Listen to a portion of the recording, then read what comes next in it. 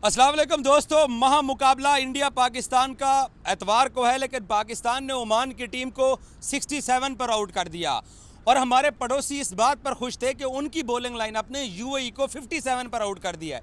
हमने 10 रन देर सही लेकिन देर आए दुरुस्त आए, हमने भी अच्छी बॉलिंग परफॉर्मेंस दे दी है। सरदार औरंगजेब साहब मेरे साथ मौजूद हैं, मैं इनसे बात करता हूं कि हमारी बैटिंग भी आज ओमान की कमज़ोर टीम के खिलाफ उस तरह से परफॉर्म नहीं कर सकी जिस तरह से हम उम्मीद कर रहे थे। शायद विकेट की कंडीशन ऐसी होगी, बहरहाल जो भी है औरंगजेब साहब से डिबेट करते हैं पोस्ट मैच। भाईजान, हमारी बैटिंग हमारे लिए परेशानी का बायस रहेगी इंडिया मैच में, या हमारी बॉलिंग अब इतनी तगड़ी हो गई है कि हमने अफगानिस्तान को 66 पे आउट किया, इनको हमने 67 पर आउट किया है। दुरुस्त कहा आपने। बैटिंग बॉलिंग तो हमारी शुरू से ही अच्छी थी। बॉलिंग के स्तर पे हम मैच जीते हुए आ रहे थे और स्पेशली जब दो स्पिनर के साथ, स्पेशल स्पिनर्स के साथ हम गए हैं तो फ़र्क तो बहुत पड़ा। लेकिन जो बैटिंग की आपने बात की, यकीनी तौर पर मायूस की बैटिंग है। विकेट इतना ख़राब भी नहीं था जिस तरह की बैटिंग साइम अयूब कर रहे हैं, जिस तरह की साहबजादा फरहान कर रहे हैं। कितने मैचेस उनको चाहिए, 5 मैचेस उन्हें ट्राई नेशन सीरीज़ में खेल दिए। अब आप पहले कमज़ोर टीम थी, अब देखें साइम अयूब चलो आउट भी बंदा हो जाता है और आउट होने के बाद फ्रस्ट्रेशन में देखें जो वो रिव्यू ले रहे हैं, बिल्कुल प्लम्प आउट थे। तो मुझे लगता है कि ये पाकिस्तान को थोड़ा सा सोचना पड़ेगा। सलमान अली आगा जो है बहुत अच्छी निक में नहीं है, आज फुल टॉस पे पहली बॉल पे आउट हो गए। तो टॉप ऑर्डर पाकिस्तान का रन्स नहीं कर रहा। फ़खर जमान आखिर तक आज भी खड़े जरूर रहे, लेकिन उस तरह की इनिंग्स फ़खर जमान नहीं खेल सके। शाबाश देंगे हारिस को, टॉप ऑर्डर पे खेलने पे स्कोर निकला है उसका। देखिए अगर आपने हारिस से काम लेना है तो इफेक्टिव पहले 3 नंबरों पे ही है। चाहे वो साउथ अफ्रीका के अगेंस्ट सिडनी में वो इनिंग्स देख लें जहां पाकिस्तान बिल्कुल डाउन हुआ था और 32 रन की इनिंग्स, आज भी मुझे याद है उस 32 रन की इनिंग्स में 3 छक्के थे और उन 3 छक्कों ने पाकिस्तान को बिल्कुल उठा के रख दिया था। तो मेरा ख्याल में हारिस जो है वो पिछले माह में भी एक सेंचुरी करके आए हैं, मैन ऑफ द सीरीज़ रहे हैं, तो इस नंबर पे ही उसी को खिलाना चाहिए। पिछले नंबर पर उसको आप मतलब वो यूज़फुल नहीं है। पिछले नंबर पे आपने कितना ट्राई कर लिया, तो ये मेरे ख्याल में बेस्ट नंबर है और उसने शो भी किया जिस तरह की आज उसने बैटिंग की। तो मुझे लगता है कि ये नंबर तो मोहम्मद हारिस का सेट हो गया कि उसको 1 डाउन बैटिंग करनी चाहिए। आपने साहबजादा का जिक्र कर लिया, आपने साइम का जिक्र कर लिया, आपने आगा का पहली गेंद पर आउट होना और हारिस का टॉप ऑर्डर पे आके स्कोर करना, ये तो ठीक है। आपने परसों एक स्टेटमेंट दी थी जो कि हमारे पड़ोस में बड़ी ट्रोल हुई है। आपने बोला है कि जी कुलदीप से सुफियान बेहतर बॉलर है, बुमराह और शाहीन बराबर हैं। अब आपका राणा और हार्दिक पांड्या का मवाजना हो सकता है और आपका इब्रार और फिर आप चाहे अक्सर के साथ कर लो या वरुण चक्रवर्ती के साथ कर लो, और नवाज भी उसी लेवल का बॉलर है जिस लेवल की इंटरनेशनल क्रिकेट में रिक्वायरमेंट होती है। तो आप अपनी उस स्टेटमेंट के बारे में क्या कहेंगे और जो रिएक्शन था इंडियन का? मैं इस बात पे कायम हूँ, मुझे किसी की रिएक्शन की फिक्र नहीं होती। मैं इस बात पे कायम हूँ कि सुफियान, मुकीम, कुलदीप यादव से बेहतर बॉलर है। हाँ, मैंने ये बात जरूर मेंशन की थी कि जितना कुलदीप यादव का एक्सपीरियंस है उनको डेफिनेटली ये एडवांटेज मिलेगा कि उनका एक्सपीरियंस ज़्यादा है। लेकिन जितने मैचेस कुलदीप यादव ने खेले इतने मैच आप सुफियान मुकीम खेलेगा तो आप देखिए कि फ़र्क कितना है। सुफियान मुकीम बहुत बड़ा बॉलर है, आज भी जिस तरह की उसने बॉलिंग की है, अबरार किसी से कम नहीं है। उसका मुकाबला जिससे मर्जी आप कर लें। मोहम्मद नवाज़ को आप देख लें, फिर साइम अयूब भी बहुत अच्छी बॉलिंग करता है नए बॉल से, स्पेशली आज भी जिस तरह उसने 2 विकेटें ली। फिर आपका सलमान अली आगा आ जाता है। तो हमारे पास 5 स्पिनर हैं और फिर जाके राना फ़हीम अशरफ और शाहीन शाह अफरीदी आते हैं। तो बॉलिंग अगर अब भी आप मुझसे पूछेंगे तो मैं अब भी कहूँगा कि इंडिया से हमारी बॉलिंग ऊपर है। 2 मैचेस में अफगानिस्तान के खिलाफ एतवार को पाकिस्तान ने उनको 66 पे आउट किया और यहाँ 67 पे आज ओमान को आउट किया है। 2 मैचेस के अंदर लगातार आपकी बॉलिंग जब इस तरह का रिजल्ट देती है तो क्या एतमाद, कॉन्फिडेंस टीम का तो बड़ा होगा। एज ए तजिया निगार आप अब क्या प्रेडिक्ट करते हैं इंडिया की वो बैटिंग लाइन जिसमें चीर फाड़ कर आगे निकलने वाले बैट्समैन हैं, और दावा किया जा रहा है कि जनाब संजू सैमसन, शुभमन गिल, सूर्या कुमार यादव, तिलक वर्मा और जितने भी इंडिया के बैट्समैन हैं वो बड़ी तबाहकुन बैटिंग करते हैं। देखिए, एक बात का मैं क्रेडिट दूंगा सलमान अली आगा को। अगर हम सिर्फ स्टैट्स पे जाते ना, हम 50 रन पे भी उनको आउट कर देते थे। अगर सुफियान मुकीम को वहाँ पे ना हटाते, अगर इब्रार को कंटिन्यू करते तो ये 50 के अंदर अंदर आउट हो जाते। लेकिन एक चीज़ की मैं दाद दूंगा कि जिस तरह वो राना फ़हीम अशरफ को लेके आए, फिर शाहीन आफरीदी का कम बैक रहा, क्योंकि शाहीन आफरीदी को पहले दूसरे ओवर में 3 चौके पड़ गए थे। तो थोड़ा सा कॉन्फिडेंट लेवल जब इस तरह की टीम आके आपको अटैक करती है ना, तो आप थोड़े से डाउन हो जाते हैं। मगर अब उनका मोराल बंद होगा जब दूसरे स्पेल में वो आए, उन्होंने अच्छी बॉलिंग भी की, उन्होंने विकेट भी ली। राना फ़हीम अशरफ ने 2 विकेट लिए। तो जो हमारी फास्ट बॉलिंग थी वो भी थोड़ी सी टेस्ट होगी, उनको भी थोड़ी सी अवेयरनेस होगी पिच की। तो ये एक अच्छी चीज़ है। सलमान अली 6 दिन के अंदर 2 टीमों को अंडर 70 आउट करना इंडिया की गेम से पहले क्या मैसेज है? नहीं देखिए, मैं पहले दिन से चीख के कह रहा था, आप थोड़ा सा मेरा मजाक भी उड़ा रहे थे। मैं आपको कह रहा था कि सुफियान मुकीम और अबरार जब खेलेंगे ना तो आपका बॉलिंग का स्टैंडर्ड एक डेफिनेट लेवल पे चला जाएगा। क्यों? क्योंकि उनके साथ फिर नवाज बड़े इफेक्टिव। जिस तरह आपकी पार्टनरशिप चाहिए होती है ना बैटिंग में, इस तरह आपको बॉलिंग में भी पार्टनरशिप चाहिए थी। ये ज़रूरी नहीं कि आप बहुत अच्छा बॉलर है तो वो बॉलिंग में विकेटें लेगा। एक बंदा अगर प्रेशर क्रिएट करता है तो फिर दूसरे के लिए आसान होता है विकेटें लेना। अगर प्रेशर क्रिएट करेंगे सुफियान मुकीम और अबरार रहमान तो हो सकता है उस प्रेशर की वजह से वो नवाज को अटैक करने चाहिए तो नवाज ज़्यादा विकेटें ले ले। ज़्यादा विकेटें लेना मैटर नहीं करता। जो पार्टनरशिप के अंदर आप बॉलिंग करते हैं ना, मेरे ख्याल में वो जब एक स्पिनर के साथ हम जाते थे ना तो उसमें थोड़ा सा हमारे साथ जो नवाज होता था या सुफिया या आपके सलमान अली आते थे उन पे फिर अटैक कर देती थी दूसरी टीमें। अब दूसरी टीमों के पास मार्जिन नहीं है क्योंकि अब हमारे पास 7 बॉलर है। 6ठे नंबर पर सुफियान साइम अयूब है और फिर जाके सलमान अली आते हैं। तो इतनी बड़ी जब आपके पास बॉलिंग ऑप्शन होगी ना तो फिर आप कोई भी अपोजिशन ले लें उसके लिए आसान नहीं होगा इस स्पिन अटैक या इस फास्ट बॉलिंग अटैक के सामने रन करना। इंडिया पाकिस्तान गेम से पहले 2 हफ्तों के अंदर 6 दिन के अंदर आपने 2 टीमों को 70 पे आउट किया है। गो कि वो अफगानिस्तान थी, वो इंडियंस नहीं थे। मैंने इंडियन बैट्समैनों का नाम लिया है।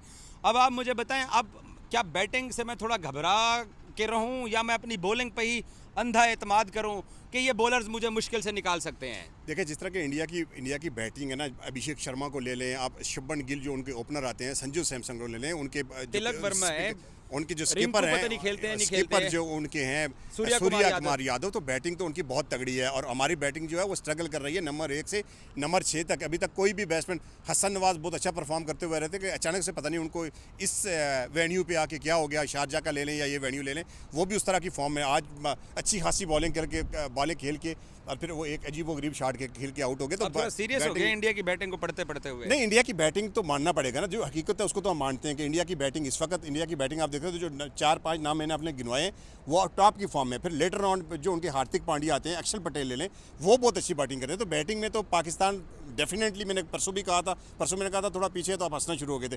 डेफिनेटली पाकिस्तान की बैटिंग इंडिया की बैटिंग से थोड़ी कमज़ोर है, लेकिन वो कमज़ोरी जो है वो हम बॉलिंग में भी पूरी कर सकते हैं। और फिर ऑन द डे जो टीम अच्छा खेलेगी, जो प्रेशर को अच्छा हैंडल करेगी, मुझे लगता है कि इंडिया पाकिस्तान का इतना बड़ा मुकाबला होता है कि इस पे स्टैट्स पे आप जा नहीं सकते कि पहले कौन जीता है, कौन हारा है, या फिर कौन फॉर्म में है, कौन फॉर्म में नहीं। उस दिन कौन फॉर्म में आता है, उस दिन कौन परफॉर्म करता है, ये बड़ा मैटर करता है।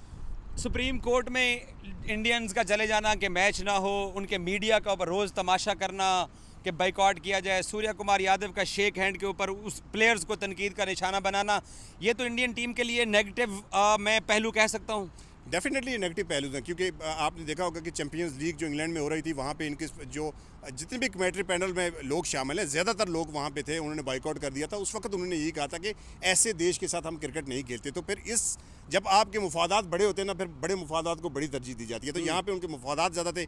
उनको पता था कि इंडिया पाकिस्तान मैच से जितना रेवेन्यू इकट्ठा होता है, इतनी तो पूरी क्रिकेट से नहीं इकट्ठा होता। फिर आगे वर्ल्ड कप इंडिया में आ रहा है, इंडिया उसको होस्ट कर रहा था, तो कहीं ना कहीं सारा नुकसान जो है वो इंडिया को होता था। तो जहाँ पे उनके मफादात बड़े होते हैं, वहाँ पे उनकी हुब्बुल वतनी जो है वो ख़त्म हो जाती है। और ये सारी चीज़ें जो है ना, ये सारी वाले बोझ हैं इंडियन प्लेयर्स के कांधों के ऊपर। डेफिनेटली बोझ हैं, क्योंकि मुझे देखें अगर सूर्या कुमार यादव अगर हाथ नहीं मिलाएंगे तो उन पर इतनी बड़ी तनकीद की जाएगी, या फिर अगर उन्होंने हाथ मिला लिया हमारे चेयरमैन से तो इतनी बड़ी तनकीद होगी। तो फिर सोचें कि अगर ये मैच हार जाते तो ये कहाँ पे खड़े होंगे, क्योंकि ये तो चीख के खड़े ना। इनके एक्स क्रिकेट को देखें, कल किसी ने पूछा कि इंडिया पहले नंबर पर, उसने कहा पहले, दूसरे, तीसरे, चौथे, 5वें नंबर तक इंडिया ही है, उससे आगे नंबर शुरू होते हैं। फिर किसी ने ये कहा यार कि यहाँ पे कुछ आप अफ्रीकन टीमों को भी डाल देते, क्योंकि एशिया में तो कोई ऐसी टीम ही नहीं है। तो इस तरह का जब माहौल क्रिएट किया गया है ना कि शायद इंडिया जो है उसको हराना नामुमकिन है, तो ऐसे में अगर हार, और वो भी पाकिस्तान के हाथों हो, और फिर 6-0 की शिकस्त के बाद जब ये शिकस्त होगी, तो मेरे ख्याल में फिर मुझे नहीं लगता कि इस एशिया कप में फिर इंडिया पलट के उठ सकेगा। क्योंकि माजी में आप देखें ना, इससे पहले एशिया कप जो हम यहाँ पे जिसका हमने फाइनल खेला था, उसमें हमने पाकिस्तान ने पहले हरा दिया था, वो 152 जो बड़ी फेमस विक्ट्री थी हमारी। उसके बाद मुझे क्लैरिटी चाहिए कि इंडिया के साथ ये जो चीज़ें जुड़ी हुई हैं, जो उनका मीडिया और फैंस उनका चोला खींच रहा है, उनकी पीछे से कमीज़ खींची जा रही है, ये चीज़ें उनके लिए बोझ हैं और पाकिस्तान नथिंग टू लूज़ के हिसाब से जाएगा। देखिए, पाकिस्तान, एक तो ये है कि पाकिस्तान में ऐसा कोई सिनेरियो क्रिएट नहीं हुआ कि किसी भी सतह पे किसी भी प्लेयर ने, किसी भी सियासतदान ने ये कहा कि हम इंडिया के साथ नहीं खेलते। ये अननेसेसरी प्रेशर जो है ना उनकी टीम पे क्रिएट किया जाता है, और ये बड़ा अनफॉर्चुनेट है, क्योंकि क्रिकेट सियासत एक दो अलग। देखें, जो भी हुआ, जो ऑपरेशन हुआ, जिसका बार बार वो नाम लेने में उसका नाम भी नहीं लेना चाहता, वो जिसकी जितनी जिम्मेवारी थी ना उसने जवाब दिया। वो अपनी जगह पे मुतमईन, हम अपनी जगह पे मुतमईन। जिनका काम था उन्होंने भरपूर किस्म का जवाब दिया। अब ये जो है ना, ये बॉल, ये ग्राउंड के अंदर फैसला होना है, ग्राउंड के अंदर। डेफिनेटली एडवांटेज, क्योंकि पाकिस्तान के ऊपर कोई प्रेशर नहीं है कि इसलिए कि आप तो पाकिस्तान को रेड ही नहीं कर रहे ना। आप तो कह रहे हैं कि इंडिया बहुत बड़ी टीम है, चाहे उधर हो चाहे इधर। हमारे एक्स क्रिकेटर देख लेना, वो तो कहते हैं अगर अफगानिस्तान से आप जीते हैं तो मुआवजा होगा, एक कहता लो 130 कर लो। तो हमें प्रेशर किस चीज़ का है? हमारे पास तो खोने को कुछ है ही नहीं और पाने को सारा जहाँ। अच्छा अच्छा, अब आ जाते हैं पाकिस्तान टीम के कप्तान के ऊपर। कप्तान सलमान अली आगा, आज ठीक है वो एक रफ शॉट खेलते हुए आउट हुए हैं, और इंडियन कप्तान सूर्या कुमार यादव। अब सबसे बड़ी बात ये है औरंगज़ेब, हम सब जानते हैं, जैसे आपने भी बोला कि प्रेशर आगा इस वक्त यूनिट को लेके कैसे चल रहा है? देखिए, अब डेफिनेटली आगा पे थोड़ा बहुत प्रेशर तो इसलिए होगा कि आपके जो की प्लेयर है ना वो रन्स नहीं कर रहे। साई मयूब बॉलिंग में अच्छा कर रहे हैं, विकेटें ले रहे हैं, फील्डर अच्छे हैं, लेकिन वो जो उनकी जॉब है ना, जो उनका रोल है, वो बैटिंग में कुछ नहीं कर रहे। साहबजादा फरहान जो है वो बैटिंग में कुछ नहीं कर रहे। कितने मैचेस हो गए। फ़खर जमान की एक इम्पैक्टफुल इनिंग ज़रूर है, लेकिन आज भी वो ऑफ कलर ही नजर आए। बाज़ाब्ते खुद सलमान अली आगा खुद अच्छा खेल रहे हैं, वो अच्छे टच में भी हैं। आज चलो आउट हो गए। हसन नवाज, मतलब आपके एक player 2 player out of form होना, तो आप कोशिश करते हैं यार ठीक है, हो सकता है ये फॉर्म में आ जाए। अब मुझे जो पहले 4-5 नंबर पे सारे प्लेयर हैं, ये सारे के सारे आउट ऑफ फॉर्म तो नहीं कहूँगा, लेकिन ये अच्छे टच में नहीं है। तो जो होता है अच्छे की हो जाता है, शायद सारे रन इंडिया के खिलाफ मैच के लिए रखे हूँ। सरदार, आखिरी सवाल और बड़ा फेयर सवाल है। सवाल ये है कि आपने इंडिया वर्सेस यूएई की गेम देख ली कि एक टीम 57 पे आउट होती है, दूसरी टीम उसको 5 ओवर में कर लेती है। पाकिस्तान ओमान की भी आपने गेम देख ली कि एक टीम 140-42 समथिंग करती है। इतना हमने किया, कितना किया हमने आज स्कोर? मुझे तो याद भी नहीं है कितना हमने किया है। 160 किया, 160 हमने किया है। चलें, पाकिस्तान ने उनको भी 167 पे आउट कर दिया है। 2 गेमें आपने देख ली हैं।